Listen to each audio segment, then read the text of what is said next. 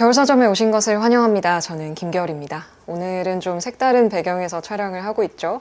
이곳은 서울 은평구에 위치한 수북강령이라는 서점입니다. 제가 오늘 여기서 촬영을 하는 이유는 이따가 설명을 해드릴 거고요. 오늘의 영상 주제는 제목이랑 보셔서 아시겠습니다만 헌법입니다. 네, 제가 8년 만에 헌법책을 다시 보게 될 줄 몰랐는데요. 여러분도 아마 굉장히 오랜만에 헌법에 대한 책을 관심 있게 보시지 않았을까 생각을 하게 됩니다. 저도 이렇게 서가에 꽂혀 있던 헌법책들을 8년 만에 다시 꺼내보면서 이게 무슨 일인가 그런 생각을 했고요. 제가 지금 웃고 있지만 웃고 있는 게 아니라는 거 이해해 주실 거라 믿습니다. 이렇게 기분 좋아서 웃는 건 아니에요. 그래서 오늘은 헌법책을 3권을 다뤄볼 겁니다. 일단은 헌법의 가장 개념적인 부분을 다루는 헌법의 구체적인 조문으로 들어가기 이전에 헌법에 쓰이는 여러 가지 기본 개념들을 잘 다뤄주고 있는 책에서 시작을 해서요.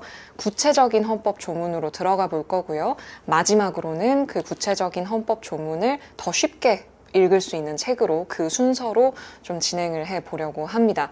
그래서 첫 번째 책은 좀 빡빡해요. 이렇게 잘 안 읽힐 수 있어요. 약간 대학교 교양 강의 같은 느낌의 책이기 때문에 조금 빡빡한 책이고요. 그 다음으로 소개할 책은 비교적 이제 헌법 조문에 직접 들어가니까 조금 더 잘 읽힐 만한 책이고, 마지막 책은 굉장히 쉽게 읽을 수 있는 그런 책이 될 것 같습니다. 자, 그러면 헌법책 이야기 한번 시작해 보도록 하죠. 네, 첫 번째 책은요, 서울대학교 법학전문대학원 교수인 이효원 교수가 쓴 우리에게는 헌법이 있다라는 책입니다. 이게 서가명강 시리즈인데요. 제가 맨 처음에 그 얘기했잖아요. 대학교 교양 강의 같은 책이다. 근데 실제로 대학교 교양 강의 책이어서 이 시리즈 자체가 그런 대학교의 강의들을 우리가 책으로 읽을 수 있게 만든 그런 시리즈거든요. 그래서 제가 이 시리즈를 이 책도 가지고 있어요. 왜 칸트인가? 라는 이 책 같은 경우에는 서울대학교 철학과 교수인 김상환 선생님이 쓰신 책인데, 이 책도 제가 재미있게 읽었었고, 이 시리즈 중에 그 책도 재밌었어요. 나는 매주 시체를 보러 간다 였나? 그런 제목으로 기억을 하는데, 그 법의학자분이 쓰신 그 책도 굉장히 재미가 있었고요. 그런 식으로 좀 서울대에서 이루어지는 강의를 책의 형태로 좀 짧게 읽어볼 수 있는 그런 시리즈거든요. 그 중에 헌법을 다루고 있는 우리에게는 헌법이 있다라는 책을 첫 번째 책으로 소개를 해드립니다. 이 책 같은 경우에는 총 4개의 챕터로 되어 있어요. 국민주권, 법치국가, 자유민주주의, 평화와 통일, 이렇게 4개의 큰 챕터를 잡고 각각의 챕터에 해당하는 우리가 알아야 될 개념들, 그리고 법학적 개념들을 좀 구체적으로 설명을 해주고 있는데요. 그래서 사실 이 책에 처음 딱 진입을 하면 좀 낯설다고 느낄 수 있어요. 왜 그러냐면 맨 처음에 무슨 얘기로 시작하냐면 법에 대한 이야기를 하면서 자인과 졸렌에 대한 이야기를 하거든요. 나가지 말아보세요. 잠깐만. 자인이 뭐냐면 이제 그 독일어로 존재, 비동사예요. 비동사. 존재하다, 있다, 이다 이런 동사이고, 자인은 있는 걸 말하는 거고요. 졸레는 당위입니다. 당위. 해야 하는 거를 얘기를 하는 거예요. 그래서 법이라는 게 하는 역할이 자인과 졸렌이 있는데 이게 서로 차이가 있잖아요. 예를 들어서 누가 돈을 빌렸어요. 그래서 돈을 갚아야 되는데 그 사람이 돈을 안 갚아요. 안 갚고 있는 현상을 자인이라고 할 수 있고, 돈을 빌린 사람은 돈을 갚아야 한다 라는 당위가 있죠. 이게 이제 졸렌일 텐데, 법이 하는 일이 뭐냐 하면 이 자인이 졸렌과 일치하지 않을 때 자인을 졸렌에 맞추는 일을 한다. 그래서 돈을 갚지 않는 사람이 돈을 갚도록 해서 이 현실을 졸렌에 맞추는 것이 법이 하는 역할이다. 이런 얘기를 하면서 시작을 해요. 벌써부터 교양 강의의 냄새가 솔솔 나지 않습니까? 그래서 처음에 딱 읽었을 때는 좀 이게 뭐지? 하고 낯서실 수 있어요. 그리고 그런 얘기 하거든요. 국가라는 게 독립된 법 인격체다. 우리가 법인이라는 말 쓰잖아요. 법인. 우리 같은 인간, 살아 숨쉬는, 움직이는 인격을 가진 인간이 있고, 법적으로 인간으로 취급하는 게 있죠. 법인이라고 우리가 부르잖아요. 법적으로 인간인 그런 대상인데, 국가라는 것도 하나의 법 인격체이기 때문에 그렇게 보게 되면 국가가 곧 왕이라거나 짐이 곧 국가라거나 그런 식으로 생각을 할 수 없게 된다. 왜냐하면 국가라는 법인이 따로 있고 왕과는 독립된 상태로 있으니까 그런 이야기로 이제 시작을 합니다. 되게 학문적으로 흥미진진한 이야기이지 않나요? 저는 좀 되게 재밌다고 생각을 했는데, 왜냐하면 법학적 개념이 없는 사람한테는 이런 게 좀 신기하고 새로운 이야기일 수 있으니까요. 그래서 앞서 말씀드린 4개의 챕터를 통해서 각 챕터에 필요한 개념들을 되게 명쾌하게 설명을 해주는데요. 예를 들어서 국민주권이란 챕터가 첫 번째 챕터인데, 여러분 주권이 뭡니까? 주권이 뭐죠? 근데 갑자기 이렇게 누가 와가지고 주권이 뭡니까? 라고 물어보면 제가 가지고 있는 거 아닌가요? 이 정도의 답밖에. 그리고 뭐 그 정도의 대답을 할 수 있겠죠. 뭐 헌법에 뭐 모든 주권은 뭐 국민으로부터 나온다고 하더라. 그게 주권 아닌가요? 주권이 뭔데 국민으로부터 나오는데요? 라고 질문하면 뭐 그런 게 있지 않을까요? 뭐 이 정도의 대답을 이제 떠듬떠듬 하게 되는데, 그러니까 우리가 안다고 생각하지만 정확하게 모르고 있는 법적 개념들이 있을 거 아니에요. 그런 개념들을 되게 명확하게 얘기를 해주는데, 예를 들어서 주권은 이런 거예요. 국가 의사를 결정하는 최고의 통치 권력, 이 주권이라고 합니다. 이 책에 따르면. 그래서 대외적으로는 다른 나라로부터 독립된 권력, 대내적으로는 최고의 권력을 주권이라고 부르고, 이 주권은 헌법 제정 권력의 형식으로 국가의 기본법인 헌법을 제정함으로써 구체적인 국가 권력으로 변화하게 된다. 이런 식으로 설명을 해요. 그래서 이런 얘기를 해요. 헌법에 불복하거나 헌법에 규정된 바를 부정한다는 것은 최고 권력, 즉 국민 주권에 대한 부정이라고 이야기를 합니다. 그래서 헌법이 국가 권력보다 우월하다는 것이 헌법 국가의 핵심이라는 이야기를 해요. 그래서 뭐 사회개혁설 이야기도 이 국민주권 파트에 나오고요. 너무 당연히 나올 수밖에 없는 이야기죠. 뭐 홉스, 로크, 루소, 우리 뭐 학창 시절에 뭐 들어본 적 있으시겠죠? 그 이야기들이 좀 나오고, 뭐 국가의 구성 요소가 무엇인지, 자유란 무엇인지, 정의란 무엇인지, 이런 것들에 대해서 법학적 개념을, 학문적 개념을 딱 정리를 해주고 있어요. 마찬가지로 뭐 다음 챕터인 법치국가라는 챕터에서도 법의 목적이 뭐냐, 법치라는 게 뭐냐 라는 거에 대해서 이제 우리가 법치라고 하면 그런 생각을 하기 쉽잖아요. 법대로 통치하는 게 법치지, 뭐 이런 생각하는 거잖아요. 그래서 법이 하라는 대로 하는 게 법치지라고 생각하지만, 법치의 핵심 중에 하나는 국가 권력을 통제하는 거란 말이에요. 국가가 국가 권력을 휘두르는 게 법치가 아니고, 국가가 국가 권력을 법이 제한된 범위까지만 사용할 수 있도록 하는 것이 법치의 핵심이고, 마찬가지로 개인이 가지고 있는 자유와 권리를 법이 정하고 있는 선까지만 행사할 수 있도록 하는 것이 법치라는 거예요. 그래서 개인과 국가 모두를 이 법이라는 그 제한선을 가지고 규율하는, 그리고 개인과 이 국가의 서로 간의 그 길한 관계가 있잖아요. 개인의 자유가 높아질 때, 뭐 국가 권력의 힘이 높아질 때 서로가 이제 왔다 갔다 하는 그런 길한 관계가 있는데, 그런 것을 이제 제어를 해주는 장치가 법치다라고 이야기를 하면서, 저는 이런 개념 정리 되게 명확하다고 생각했어요. 자유란 무엇인가? 자유 내 맘대로 하는 거 아닌가요? 근데 여기서는 뭐라고 얘기하냐면, 어떤 변화를 스스로부터 시작할 수 있는 능력, 이렇게 정의를 내리고요. 저스티스, 그 정의는 국가의 재화나 용역 등 가치를 공정하게 분배하는 것 이라고 이야기를 하면서 공정에 대한 설명을 또 해줘요. 그 각각의 개념이 가지고 있는 법학적 의미를 명확하게 설명하면서 법치라는 것이 어떻게 정당화되는가를 이 두 번째 챕터에서 다루고 있고요. 세 번째 챕터는 자유민주주의니까 민주주의에 대한 내용, 민주주의란 무엇인가 라고 했을 때 이런 얘기하는 거죠. 주권자인 국민이 정치적 의사를 결정하고 국가는 이를 기초로 권력을 행사하는 정치 제도 또는 이를 지향하는 신념 체계, 이렇게 정의를 내리면서 민주주의라는 제도가 가지고 있는 여러 가지 재미있는 부분들, 예를 들어서 국민 주권이 국민에게 있으니까 국민이 통치를 하는 건데, 근데 국민이 반대로 통치를 받는 피통치자이기도 하죠. 그래서 이 동일성의 원리가 있다는 거예요. 국민이 권력을 행사하면서 권력이 행사되는 그런 동시에 그런 대상이 되는 동일성의 원리를 통해서 자기 지배를 한다라는 이런 학문적인 개념적인 설명을 하면서 그 과정에서 무엇이 보장되어야 하는가, 자유라든지 평등이라든지 이런 것들이 매우 필수적인 요소로 민주주의에 있어야 한다, 이런 내용들을 설명을 해주고요.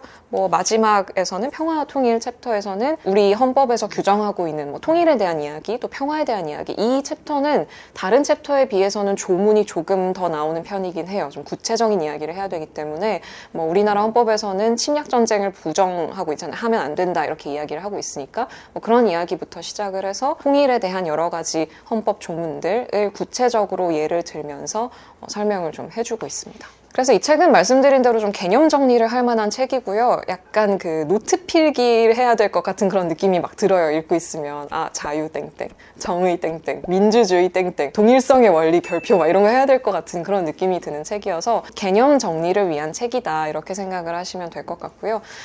약간 그런 부분은 있긴 있어요. 아무래도 좀 법관이 지닐 법한 보수성 같은 것이 느껴지긴 해요. 이 책에서 되게 반복적으로 강조하는 게 뭐냐면 대의제를 잘 보완해야 된다. 이걸 잘 만들어야 된다라는 거거든요. 다시 말해서 우리가 채택하고 있는 게 대의 민주주의잖아요. 직접 민주주의가 아니고 우리는 국회의원을 선출해서 선출한 국회의원을 통해서 우리의 주권을 실현하도록 되어 있는데 이 대의제를 채택하고 있지만 대의제가 완전하지 않기 때문에 대의제의 약점들이 많이 드러나기 때문에 사람들이 자꾸 광장으로 나오게 되는데 이게 아주 바람직한 현상은 아니다. 대의제를 잘 보완해서 이게 잘 돌아가도록 해야 된다. 그러기 위해서는 뭐 국회의원에 대한 뭐 주민소환제도도 있어야 되고 뭐 이런 식으로 이제 어떻게 하면 대의제를 조금 더 잘 만들 수 있을까 이런 이야기를 하는데요. 사실 이제 매주 광장에 나가고 있는 우리의 지금 시점에서는 뭐 이것도 맞는 말이죠. 대의제를 우리가 잘 이제 소화를 해야 된다는 거 당연히 맞는 말이고 동시에 광장에 나갈 수밖에 없는 상황도 있더이다 막 이런 생각을 하게 되는 부분도 없지 않아 있었어요. 근데 이건 아무래도 법관들이 가지고 있는 그 개념이 있잖아요. 법적 안정성이라든지 법에 대한 보수적인 관점 자체가 있다 보니까 그런 게 반영이 된 거란 생각이 들더라고요. 그래서 그런 점은 좀 염두에 두고 기본 개념들을 알아나가고 싶다라고 할 때 한 번 정도 볼만한 그런 책이라는 생각이 듭니다. 자, 두 번째 책은요. 사실 첫 번째 책은 읽다가 좀 너무 어렵거나 이렇게 잘 안 읽히면 첫 번째 책 먼저 읽기보다 두 번째 책 먼저 읽고 그 다음에 첫 번째 책 읽으셔도 괜찮을 거란 생각도 듭니다. 두 번째 책은 뭐냐면 제가 저도 이 책을 다시 꺼내게 될 줄 몰랐는데요. 지금 다시 헌법. 입니다. 이 책 제가 2017년 1월에 겨울서점에서 다뤘더라고요. 그때 당시에 헌법을 봐야 할 이유가 우리한테 있었잖아요. 그래서 이 책이 그때 되게 잘 팔렸던 걸로 기억을 하는데 지금은 그리고 이거 말고 개정판으로 나와 있을 거예요. 파란색 표지로 다시 나와 있을 텐데 당시에도 유용하게 읽었었고 오랜만에 펼쳐서 다시 읽어봤는데 다시 읽어도 굉장히 배울 점이 많은 헌법에 대해서 많은 것을 알게 되는 그런 책이어서 좀 다시 정리를 해서 말씀을 드리려고 해요. 그때 당시에 제가 2017년에 이 책을 다뤘을 때는 구체적인 책의 내용을 많이 이야기를 하진 않았고 사실 오늘도 그렇게 많이 하진 않을 건데요. 워낙 채널 초기여가지고 좀 서툴었어요. 그래서 내용에 대한 이야기를 많이 못해서 오늘 간단하게 그래도 이야기를 좀 해보자면 이 책은 3명의 공저자가 쓴 책입니다. 차병직, 윤재왕, 윤지영 이렇게 3분이 쓴 책이고요. 변호사, 법학전문대학교 교수, 변호사 이렇게 3분이 쓴 책인데 이 책의 경우에는 구체적인 헌법 조문을 하나하나 다 들어갑니다. 그래서 헌법 전문에서부터 헌법의 마지막 조문까지 각 조문을 싣고 그 조문에 대한 설명을 쭉 하는 방식 으로 되어 있고요. 제가 이 책의 가장 큰 미덕이라고 생각하는 지점은 넓고 깊어요.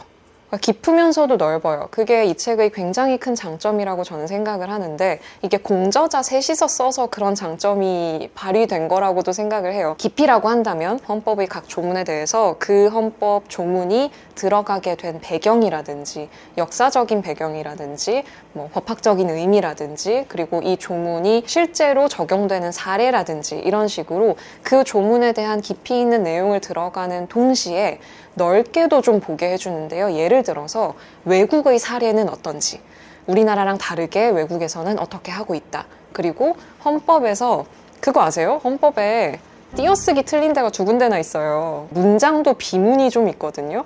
그 부분에 대해서 되게 신랄하게 지적을 하는데 그런 헌법에서 사용하는 언어 문제, 당연히 띄어쓰기 맞춤법 문제도 있겠지만 사용하는 단어들, 이를테면 많이 나오는 이야기가 그런 거잖아요. 뭐 근로자라는 표현을 근로라는 표현을 노동자, 노동으로 바꿔야 된다라고 하는 이야기도 있고 그 밖에도 여기서 사용하는 여러 가지 표현들에 대한 이야기까지 깊이 깊고 넓게 헌법에 대해서 많이 알 수 있는 책이어서 저는 이 책 굉장히 잘 쓰인 책이라고 생각을 해요. 그래서 이 책의 서문에서는 일단 그 헌법을 우리가 읽어야 하는 이유가 무엇인가에 대한 이야기로 시작을 하는데요. 뭐 이런 얘기를 합니다. 근대 국가는 주권혁명에 따라 제각각 헌법을 마련했다. 헌법은 한 국가의 상징이자 실체이다. 주체이면서 구성원인 국민은 물론 함께 교류하는 세계인의 삶을 위한 기본 가치를 선언하고 아울러 그것의 실현을 담당하는 권력기관의 설치와 운영을 규정한다. 따라서 헌법만 제대로 작동한다면 우리는 모두 인간다운 생활을 누릴 수 있다고 믿는다. 헌법을 공부하지 않아도 대체로 그렇게 알고 있다. 태어나면서부터 민주주의라고 부르는 분위기 속에서 교육을 받았기 때문이다. 그러나 살아가면서 우리는 현실이 우리의 기대와 다르다는 사실을 깨닫는다. 가르쳐주지 않아도 저마다 경험으로 확인한다. 이런 얘기를 하면서 현실은 각자로부터 시작하여 우리 모두가 공동으로 만들어내는 풍경이다. 헌법은 물론 헌법 현실도 종국에는 우리가 이뤄내는 것이다. 행동으로 현실을 창조해가는 과정에 이성과 감정의 배분을 어느 정도 비율로 할 것인가를 선택하는 데에도 헌법의 이해는 필수적이다.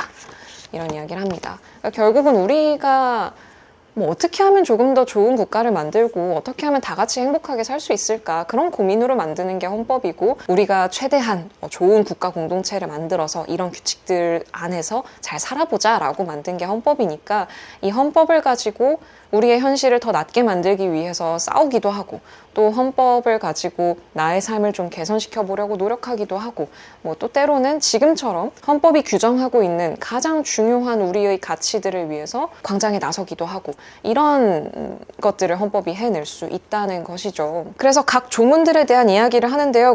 여러분 이제는 1조 1항과 2항 모두 아시리라 생각을 합니다. 대한민국 헌법 제1조 1항, 대한민국은 민주공화국이다. 2항, 대한민국의 주권은 국민에게 있고 모든 권력은 국민으로부터 나온다. 이렇게 되어 있습니다. 첫 번째 책 읽었으면 주권이 뭔지 이제 답할 수가 있는 것이죠. 그거 읽고 이거 읽으면 이제 그치 나 주권 뭔지 알아. 뭐 이렇게 읽을 수 있는 그런 효과가 있을 것이고요. 이 책의 좀 흥미로운 부분은 말씀드렸듯이 이렇게 다른 나라의 사례도 이야기를 한다고 말씀드렸잖아요. 우리나라의 1조 1항이 대한민국은 민주공화국이다 라고 이 국가의 성격 과 정부의 운영 형태를 규정하면서 시작을 하는데, 국가마다 1조 1항이 다 다르다고 이야기를 하더라고요. 이를테면 독일 헌법 같은 경우에는 제1조는 인간의 존엄성은 침해할 수 없다. 그것을 존중하고 보호하는 것은 국가의 의무다라고 시작을 한다고 하고요. 네덜란드 헌법 같은 경우에는 네덜란드의 모든 국민은 평등한 환경에서 평등한 대우를 받아야 한다. 이렇게 시작을 한다고 합니다. 그러니까 1조 1항을 무엇으로 할 것인가 라는 부분에 대해서도 새로운 상상력을 좀 발휘해 볼 수 있는 그런 내용이라고 생각을 하고요. 그리고 공화국이란 무엇인가? 민주공화국이란 무엇인가? 이 민주공화국이라고 했을 때 민주공화국은 민주국가와 공화국이 합쳐진 말이다. 그래서 민주주의는 의사결정을 구성원들이 직접 하거나 구성원에 의해 선출된 대표들이 대신 행하는 형태를 일컫는다. 그리고 공화국이란 주권이 국민에게 있는 나라 형태를 말한다. 주권이 왕에게 주어진 나라는 전제주의 국가 또는 참주국, 군주국이라고 한다. 이렇게 설명을 해주고 있는데요. 그러니까 민주공화국이라고 한다면 민주주의를 채택하고 있는, 그리고 주권이 국민에 있는 나라이다, 국가이다 라고 우리가 선언을 하면서 헌법을 시작을 하고 있는 것이죠. 따라서 권력이 어느 한 사람에게 집중되거나 어느 한 사람이 임의로 휘두를 수 있는 무언가가 아니고, 민주적인 방법을 통해서 주권을 가진 국민들이 어떤 사안에 대한 결정을 내려야 한다라고 헌법 1조 1항에서부터 선언을 하면서 시작을 하고 있는 거고요. 제가 되게 접어놓은 부분이 되게 많아요. 이제 보시면은 참고해야지 하고서 이렇게 귀퉁이를 접어놓은 부분이 많은데, 이 귀퉁이를 안 접어두었던 조문이 있습니다. 바로 제 77조인데요. 제 77조는 계엄선포에 대한 조문입니다. 제가 오랜만에 이제 8년 만에 이 책을 꺼내보면서 좀 우프다고 생각했던 게 뭐냐면, 이 77조에 해당하는 부분의 설명이 있을 거 아니에요. 근데 이 책이 이제 조항마다 어떤 조항은 막 5페이지를 쓰기도 하고, 어떤 조항은 2페이지를 쓰기도 하고, 3페이지를 쓰기도 하고 이렇게 쓴단 말이에요. 근데 77조가 조항이 이렇게 있고 여기서부터 설명이 시작되는데 여기서 끝나요.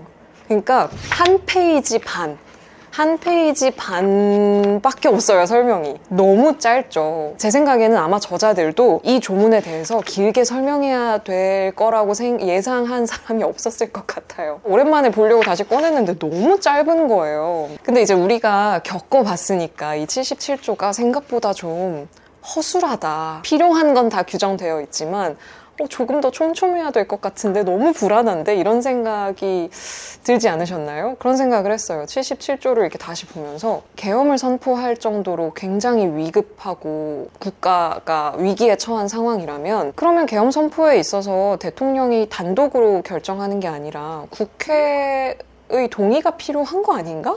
라는 생각을 저는 이번에 하게 됐거든요. 국민의 기본권을 일시적으로 제한한다는 너무 큰 결정을 대통령이 자기 권한으로 그냥 땅땅땅 해버릴 수가 있다니 너무 좀 직접 겪으니까 좀 충격적이었고요. 사실 전쟁에 준하는 국가 비상사태에서는 국회도 동의를 하겠죠. 그러니까 이 조항 자체가 우리 역사에서 어떻게 쓰여왔는지를 다시 한번 생각을 해본다면 좀 너무 허술하다라는 생각을 저는 이번에 하게 됐고요. 그리고 그런 부분도 좀 걸렸던 게 여러분 뜬 눈으로 보내신 분들은 아마 실감하셨을 텐데 그 국회에서 해제 표결을 했는데 안심이 안 되는 거 겪으셨나요? 해제 표결을 했는데 곧바로 해제하여야 한다라고만 되어 있잖아요. 이게 정확히 뭐라고 되어 있냐면 국회가 재적의원 과반수의 찬성으로 계엄의 해제를 요구한 때에는 대통령은 이를 해제하여야 한다라고 되어 있어요. 그러니까 해제하여야 하는 건데 구체적인 과정에 대해서는 우리가 이제 봤죠. 국무회의를 해야 되고 이렇게 하는데 이게 그렇게 할 일인가? 그냥 국회에서 해제를 하겠습니다. 의결을 했으면 그 순간 곧바로 해제가 되어야 되는 것 같은데 왜 이걸 내가 새벽 4시까지 기다리고 있지? 라는 생각을 저는 그때 당시에 했었습니다. 아마 보시는 분들 중에 생각이 다르실 수는 있겠지만 저는 좀 그런 생각을 했었어요. 밤에 이렇게 기다려야 된다고? 라는 생각을 저는 좀 했었어서 이 77조를 집중해서 읽어보는 게 저도 처음이었는데 이 책을 다시 보면서 고쳐야 될 부분이 많다라는 생각을 저는 좀 했었습니다. 그리고 다시 읽으면서 조금 놀랐던 게 뭐냐면 이 77조 관련해서 110조에 이런 조항이 있어요. 군사재판에 대한 조항인데 110조에 4항이 뭐라고 되어 있냐면 비상계엄 하의 군사재판은 군인, 군무원의 범죄나 군사에 관한 간첩죄의 경우와 초병, 초소, 유독 음식물 공급, 포로에 관한 죄 중 법률이 정한 경우에 한하여 단심으로 할 수 있다. 다만 사형을 선고한 경우에는 그러하지 아니하다. 이렇게 되어 있는데 뭐라고 이 책에서 비판을 하냐면 이 사항이 군인이 아닌 일반 국민의 특정한 행위에 대해 군사법원이 관할을 가질 뿐만 아니라 단심제가 가능하도록 규정을 하고 있다. 근데 이거는 국민의 재판 청구권을 크게 제한하는 것이기 때문에 위헌의 소지가 많다. 비상계엄이 권력자의 도구로 남용된 과거사에 비추어 보면 더욱 그렇다. 다시 읽다가 제가 이 부분을 보고 좀 놀랐어요. 110조 4항에 이런 규정이 되어 있다는 것 자체도 좀 놀랐고 이 책에서 지적하는 대로 헌법의 조항인데 너무 위헌적으로 느껴지는 거예요. 8년 전에 이 책을 읽을 때는 이런 부분을 막 귀 기울여서 막 신경 써서 보지 않았었는데 이번에 다시 읽으면서는 이런 게 있었어? 라고 하면서 좀 놀란 부분이 있었습니다. 그래서 이렇게 좀 구체적인 조문을 다시 보면서 그 조문에 대한 여러 가지 의견이나 또 개헌의 방향이나 그 조문에 얽힌 역사적인 배경, 실제 사례 이런 것들을 좀 폭넓게 풍부하게 볼 수 있어서 이 책이 다시 읽어도 좋았고요. 헌법에 대해서 여러 가지 나만의 의견을 좀 생각해 볼 수 있는 그런 계기가 될 만한 책입니다. 제가 개정판은 내용을 보지는 못해서 얼마나 달라졌는지는 잘 모르겠지만 큰 줄기의 내용은 크게 바뀌진 않았을 것 같아요. 그래도 보시는 분들은 개정판으로 보시면 조금 더 좋지 않을까 이렇게 생각을 합니다. 그래서 두 번째 책까지 이야기를 해봤고요. 이제 세 번째 책 이야기 나눠보도록 하죠. 자, 세 번째 책입니다. 이제 마지막 책은 제가 말씀드렸듯이 헌법 조문을 이렇게 쉽게 읽을 수 있는 책을 소개를 할 건데요. 걸어다니는 헌법기관을 제가 한번 모셔봤거든요. 걸어다니는 헌법기관, 법률 전문가, 우리의 대표자를 맡고 있는 분을 직접 모시고 헌법에 대한 이야기를 좀 들어보려고 하는데 저자이시기도 해서 헌법에 대한 책을 몇 년 전에 쓰셨어요. 박주민 의원님 모시고 이야기 나눠보도록 하겠습니다. 안녕하세요. 네, 안녕하십니까. 네, 반갑습니다. 네. 쓰신 책에 대해서 좀 이야기를 해볼 텐데 간단하게 간단하게 좀 어떤 책인지 소개를 해봐 주시겠어요? 제목은 이제 주민의 헌법. 네, 본인의 이렇게, 이름에서 딴 건가요? 제 이름에서 네. 딴 것이자 또 다른 의미가 있는데요. 제가 이 책을 쓰게 된 계기가 저희 지역구 주민분들이 한 6분 정도 모이셔서 주민참여 예산으로 공부하는 모임을 만드신 거예요. 네네네. 그래서 헌법을 공부하고 싶으시다고 저를 찾아오셔가지고 네. 그럼 내가 강의를 하겠다. 대신 아. 강의를 안 받고 어. 강의를 6번 했어요. 네. 그 내용을 풀어서 만든 책이에요. 아, 그 직접 하셨던 강의 내용을. 네네네. 근데 이제 그분들이 이제 연배가 좀 있으신 분들이셔서 아. 쉽게 강의를 하려고 노력을 했고 네네네. 대부분 다 구어체예요. 그렇더라고요. 네, 구어체고 사례를 가지고 좀 많이 쓰고 싶어가지고 그 당시 사례가 많이 담겨 있어요. 책을 쓸 무렵에. 그러다 보니까 많이 낡았네. 조금 그쵸. 이게 언제쯤이죠? 이게 2019년에 나온 책이라서 그 무렵 사례들을 네. 가지고 예를 들어서 설명을 한 책이에요. 아마 보시는 분들이 좀 이런 궁금함을 많이 가지고 계실 것 같아요. 헌법을 왜 알아야 되는가? 물론 이번에 다 겪어서 아시리라 생각은 하지만 우리가 기본적으로 헌법을 왜 알아야 되는가? 이런 부분을 언어로 좀 설명을 해줄 수 있으면 좋겠습니다. 우리 인간은 생물학적으로 집단을 전제로 살 수 있게끔 형성이 돼 있고 계속 그런 방향으로 진화가 되어 왔어요. 인간처럼 태어나서 성체가 어른이 될 때까지 걸리는 시간이 긴 생명체가 없다는 거예요. 네. 그것이 가능했던 이유는 다 집단을 전제로 한 존재라는 거고 특히 인간의 뇌가 그런 집단을 좀 더 크게 그리고 잘 만들 수 있게끔 진화해 왔어요. 집단을 이뤄서 살려면은 그것도 큰 집단을 이뤄서 살려면은 필요한 게 집단의 룰이거든요. 그래서 이 룰을 만드는 과정과 작업이 광의의 정치고요. 크게 집단을 이뤄서 사는 이 생물학적 특징대로 잘 살려면 정치와 룰이라고 할 수 있는 여러 가지 규칙들을 잘 알아야만 잘 살 수 있는 거예요. 근데 그런 규칙 중에 가장 근본이 되는 규칙이 바로 헌법입니다. 그래서 헌법을 아는 거는 인간이 본인의 어떤 생물학적 특성에 맞게 잘 살기 위해서 가장 필요하고 가장 중요한 정보를 아는 것이다. 이렇게 생각하시면 될 것 같아요. 예. 그래서 우리 삶을 규율하는 가장 근본적인 이제 룰을 익히는 것인데 문제는 뭐냐면 룰이 너무 어려워요. 이게 선을 넘지 않는다. 남의 땅을 밟지 않는다. 뭐 이런 게 아니잖아요. 모든 주권은 국민으로부터 나오고 이런 식으로 설명이 되니까 언어 자체가 좀 어렵고 그리고 이제 1조 1항 자체가 이제 대한민국은 민주공화국이다. 인데 공화국이라는 말이 무슨 뜻인지 우리가 의무교육에서 배우긴 배우지만 이 말이 어렵다고 느끼시는 분들도 있을 거라는 생각이 들거든요. 그래서 그 1조 1항에 대한 설명도 좀 재밌었는데 뭐 중구난방에 대한 설명 같은 것도 그렇고 좀 한번 해주시면 좋겠습니다. 대한민국은 민주공화국이다. 다 아는 얘기죠. 근데 제가 정작 강의를 하면서 그럼 민주는 무슨 뜻이에요? 그러면 좀 설명하기를 되게 어려워하시는 분들이 많고 특히 이제 공화는 무슨 뜻입니까? 그러면 거의 설명을 못 하세요. 네. 근데 이제 공화라고 하는 말이 어떤 말에서 연관돼서 나왔냐면 중구난방이라는 말이 있어요. 일반적으로는 정신산만하고 엉망인상을 가리키는 것이다 라고 저희들이 많이 배워왔고 또 그렇게 써왔는데 사실 그 말은 민중의 입은 막기가 어렵다라는 의미를 갖고 있어요. 이 얘기가 어떻게 나왔냐면 과거 중국의 제라는 나라에 려라는 왕이 있었는데 굉장한 폭군이었고 국민들의 의사를 무시하면서 정치를 해왔죠. 네. 하도 그렇게 이제 정치를 하니까 충신 중에 하나가 백성들의 입은 막기가 어렵다. 백성들의 말을 들어가면서 정치를 하십시오라는 뜻으로 중구난방이라는 말을 써요. 근데 이제 그 말을 무시하고 계속 폭정을 거듭하다가 결국은 백성들에 의해서 쫓겨납니다. 그럼 왕이 없는 상태가 됐는데 주변 나라들의 전례 또는 뭐 과거로부터 내려왔던 전례를 보면 왕을 다시 만드는 게 맞겠지만 그러지 않고 그냥 백성들이 서로 화합해서 나라를 다스렸다. 왕 없이. 서로공 화합할 화. 이래서 이제 공화라는 말이 나오게 된 거거든요. 그래서 민주공화국이란 말을 합쳐서 이제 해석을 해보면 국민이 주인으로서 서로 화합하여 다스리는 나라다. 네. 왕 없이. 왕 없이. 요런 뜻이 이제 민주공화국이다라는 뜻인데 요런 어원을 좀 아시게 되면 이제 이해하시기가 굉장히 쉽겠죠.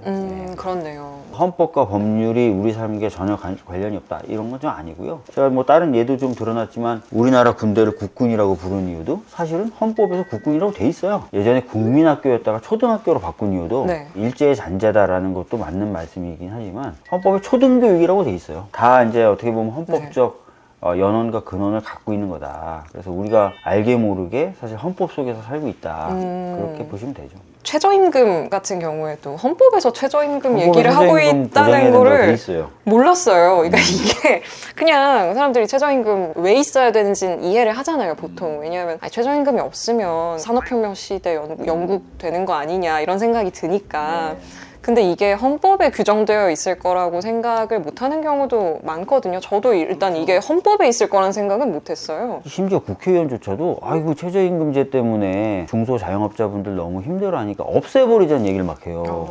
그분들을 한 대씩 주워받고 싶다 해야 되나? 헌법도 안 읽어본 거죠. 그리고 정치인들 중에는 어떻게 보면은 국회의원들이 인기가 없다 보니까 뭐 국회의원들을 100명으로 만들겠습니다 막 이렇게 얘기하는 사람인데 네. 헌법에 200명 이상으로 한다고 돼 규정이, 있어요. 네. 그래서 개헌을 안 하면 100명으로 만들 수가 없어요. 근데 그런 것도 그렇더라고요. 모르고 막 얘기하시고 생각보다 되게 구체적이더라고요. 네. 네. 최저임금 얘기 나오는 게 32조 1항인데 여기에 법률이 정하는 바에 의하여 최저임금제를 시행하여야 한다 이렇게 되어 있어요. 시행하여야 한다. 네, 하여야 시행할 한다. 수 있다가 아니라. 네, 네. 되게 강한 규정이죠. 보고 되게 놀랐습니다. 그리고 사실은 이 노동과 관련된 부분에서 여러 가지 진짜 저희가 생각하지 못하는 그런 내용들이 많이 나오는데 32조의 2항을 보면은 민주주의 원칙에 따라 법률로 정한다라고 돼 있어요. 국가는 근로의 예. 의무의 내용과 조건을 민주주의 원칙에 따라 법률로 정한다. 예, 보통은 네. 그냥 법률로 정한다라고만 돼 네. 있고 민주주의 원칙에 따라라는 표현은 안 쓰는데 여기에 그러게요? 들어가 있어요. 여기에. 그러게요. 저 이걸 네. 신경 써서 보질 못했는데. 여기에 들어가 있는데 왜 그러냐면 네. 경제적인 힘의 관계가 불균형하다는 걸 알잖아요, 우리가. 그래서 그런 힘의 불균형대로 그냥 쭉 쫓아가서 뭔가 근로의 의무라든지 이런 것들이 정해지면은 노동자들은 살기 어렵죠. 그러니까 민주주의 원칙에 따라를 붙인 거예요. 민주주의에서는 부자든 가난한 사람이든 다 한 표예요.